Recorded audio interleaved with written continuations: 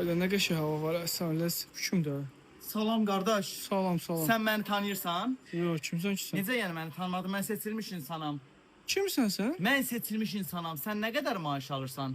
500 manat. 500 manat. Hə. Onun bundan sonra 69% mənimdir. Sən xəstəsən ha deyəsən. Davay. Hacı düşünə məşğul ol ha. Mən sənin Başqaları qarşına var. çıxacağam. Hə, rədd ol ha buradan. Hayda, Qardaş maraq. bura bax qardaş.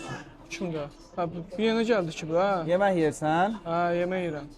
mənim yediyimin 31%-ni ödəyəcəksən. Xeyir ola ki. Mən seçilmiş insanam. Dedim başın uzatma, xarabdır. uzatma. Ay sən can get işinə məşğul ol. Uzatma. Ay yaxşı ödəyərəm, sən canı çək. Yenə gəldi ya, bax. Qalx ayağa. Ha, nə istəsən bala? Sən bilmirsən ki, mən seçilmişəm. Ha, get işinə məşğul ol. Sən mənə hələ də 50% verməyəcəksən. bir saatı dalınca düşmüsən, mənim səhərdən axşama kimi. Verməyəcəksən mənə Ha, 50%. yox, get işinə məşğul ol. Sənin bu dəqiqə qazandığın qazanc var ha. O mənim sayəmdədir, mənim sayəmdə. Hə, bu dəqiqə bala get işinə məşğul. Bu dəqiqə səni çiləyəcəm. 50% vermirsən ki? Yox, vermirəm. 40%. Ha, get işinə məşğul çiləyəcəm bu dəqiqə səni burada. 500%. Get bala, get oyandım. Get. Olar borcunda özürəm. Qurban olum mənə borca pul ver. Hə, yaxşı get işinə, al 1 manat verirəm. Get oyana. Get. Seçilmiş. Yox, biz Ayıbdır.